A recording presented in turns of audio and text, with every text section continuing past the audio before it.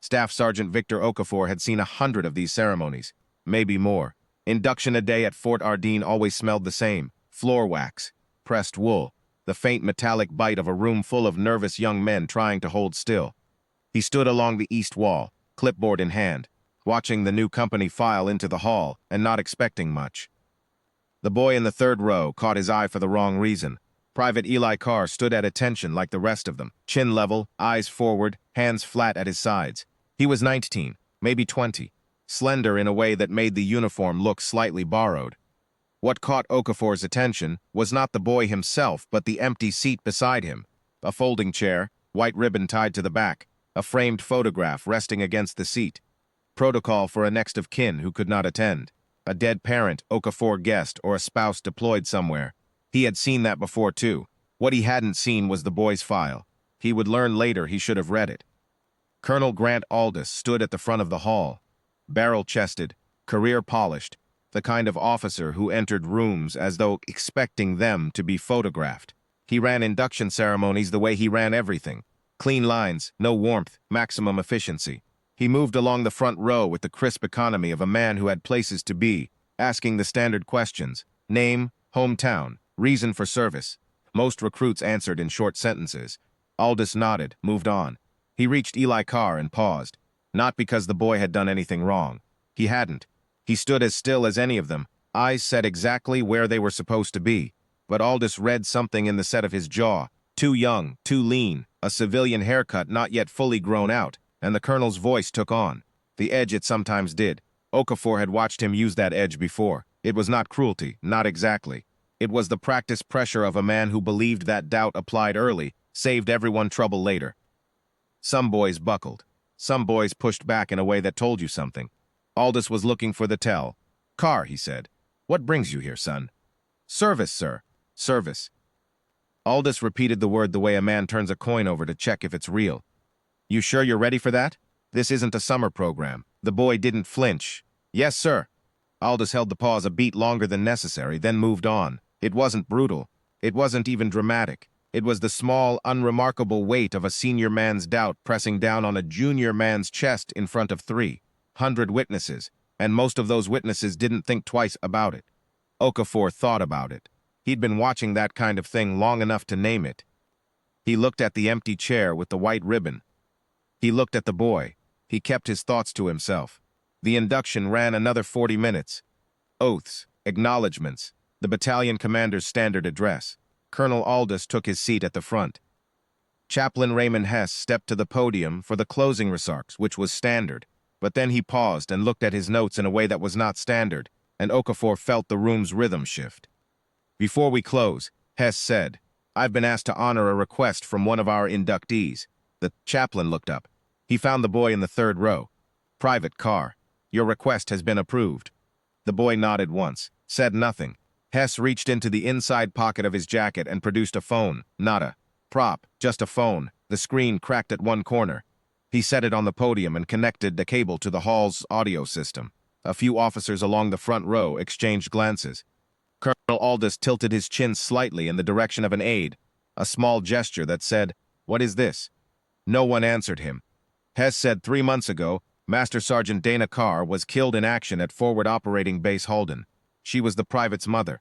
In the minutes before she died, she placed a call to her son. He couldn't answer. She left a voicemail. The hall went very still.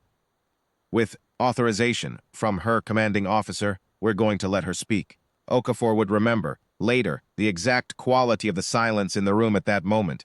Not the silence of inattention, but of 300 men drawing breath at the same time and choosing not to release it. He would remember it the way you remember a particular kind of weather. "Something about to break," the message began. A woman's voice. Steady. Not shaking. Not rushed.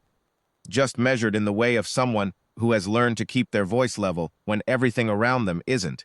There was noise behind her on the recording. Wind, the distant percussion of something military, a radio crackling.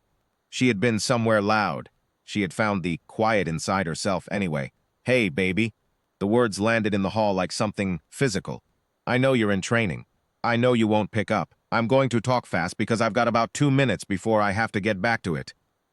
A pause. Someone in the hall shifted weight. The sound stopped immediately, as though embarrassed. "I want you to know I got your letter, the one about being scared, the one you wrote and crossed out 3 times before you sent it because you thought I'd think less of you for it." Her voice held something that was not quite a smile but was close to one. "I kept it. I keep all of them. I want you to know that being scared and going anyway is the only kind of brave there is. The other kind is just not paying attention." In the third row, Eli Carr stood completely still. His jaw was set the same way it had been when Colonel Aldous had pressed him, but his eyes were different now. Okafor could see them from the wall, wet at the edges, held there by discipline. "I'm proud of you, son. I need you to hear that straight. Not because you enlisted. Not because you're following something I did. I'm proud of you because you're the kind of person who writes a letter he's afraid to send and sends it anyway. That's the thing, Eli. That's the whole thing." Another pause. The radio behind her crackled louder. Her voice shifted, not softer, just more precise. The way a dial clicks into a clearer frequency. "I've got to go, but I want you to remember something. The job is not about you. It never was. The job is about the person to your left and the person to your right. You hold the line for them. They hold it for you. Everything else is noise." Then, barely audible, a breath, and she said one more thing. Not to him, to someone off frame, in the world where she was standing. "Stone line. Ready." The message ended. The chaplain stood at the podium and let the silence run. Colonel Aldous had stopped moving. He was looking at the phone on the podium, the way a man looks at something he has just recognized and is still deciding whether to trust. He said nothing. Nobody in the hall said anything. Hess reached into a folder on the podium and removed a single sheet of paper. "For those who don't know the name," he said quietly, "Master Sergeant Dana Carr, call sign Stone Line, served 14 combat rotations across 3 theaters. She was the youngest woman to qualify as a Special Operations Aviation Mission Planner in the Army's history. She held the record for the most successfully directed nighttime extraction packages in her battalion. 41 confirmed, 0 mission failures." He looked down at the page. At Forward Operating Base Halden, on the night of her death, she was the last operator at a compromised command position. Both senior officers were down. She assumed command, held the perimeter, and directed a live extraction for 9 men under direct fire for 3 hours and 40 minutes. All 9 came home. Hess paused. She did not. The citation ran another minute. Okafor stopped hearing the individual words. He was watching the room. He was watching the battalion commander, a man named Reyes, a 1-star who had run 3 of his own combat tours and was not a man given to visible emotion, slowly rise to his feet, not called to attention, not given an order. He simply stood and he faced the empty chair with the white ribbon, and he held his salute. The officer to Reyes's right stood, then the next one, then, row by row, without a command, without a word from anyone, the hall rose. Not all at once, not in the synchronized snap of a formation, one man at a time, making the same private decision, arriving at the same place. It moved from the front to the back like a tide coming in, unhurried, inevitable. Okafor watched it happen and felt something settle in his chest that he didn't have a clean word for. He had been in this hall 100 times. He had watched ceremonies that ran like machinery, correct, efficient, forgettable. What was happening now was not a ceremony anymore. It was 300 men deciding, separately and without consultation, that a dead woman deserved to be seen, that her son deserved to watch the room stand for her, that the chair with the white ribbon was not an absence but a presence, and they were going to face it properly. In the front row, Colonel Aldous stood last. He stood and he faced the empty chair, and he brought his hand up. The chaplain read the final line of the citation. Master Sergeant Dana Carr is awarded the Silver Star, posthumously, for conspicuous gallantry and intrepidity in action. Okafor looked at the boy. Eli Carr was still at attention, still holding the line. His eyes were what gave him away, not breaking, not collapsed, but full in a way that cost him something to contain. He was looking at the chair. He was looking at the photograph. He was a kid who had written a letter he was afraid to send and sent it anyway. His mother had said that was the whole thing. Okafor thought she was right. He thought about the way Colonel Aldous had pressed him. He thought about what that kind of doubt feels like to carry into a room when you already know exactly what your mother cost the world.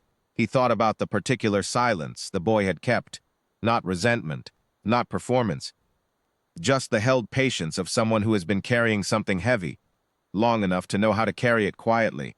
The chaplain gathered his papers. The battalion commander lowered his salute.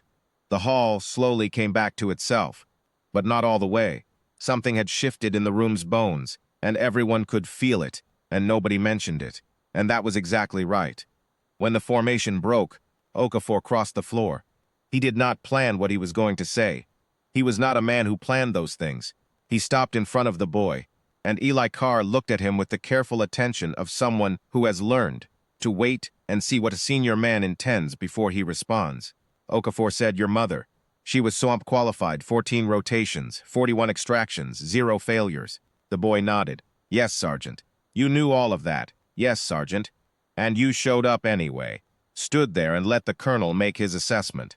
Eli Carr looked at him steadily. "She told me the job was never about me." Okafor stood with that for a moment. He had a lot of things he could have said. He could have talked about lineage and service. He could have said something about the weight of a name like that and what it meant to carry it without using it. He could have told the boy that most men in that hall would spend the rest of their careers trying to earn the kind of quiet his mother had left. Behind in that recording, 2 minutes, a cracked phone, and the absolute certainty of someone who had already decided what mattered. He thought about the last word on the recording. Stoneline, ready, not to her son, to whoever was waiting on the other end of that radio, to the job. She had made her call to the boy, and then, between one breath and the next, she had turned back to it. Not because she didn't love him, because she loved him enough to show him exactly who she was, and exactly what she believed the work required. That was the inheritance, not the medals, not the record, the turning back. He didn't say any of that. He removed his cover. He held it at his side. "Welcome to the Army, Private Carr." He said it the way you say something you mean to the bone. The boy stood straighter, if that was possible. Down the hall, beside an empty chair with a white ribbon tied to its back, the photograph of Dana Carr looked out at the room the way she had probably looked out at. All of them, level, steady, asking nothing, having already given everything. The hall went on around it. The ceremony was over. The lesson was just beginning.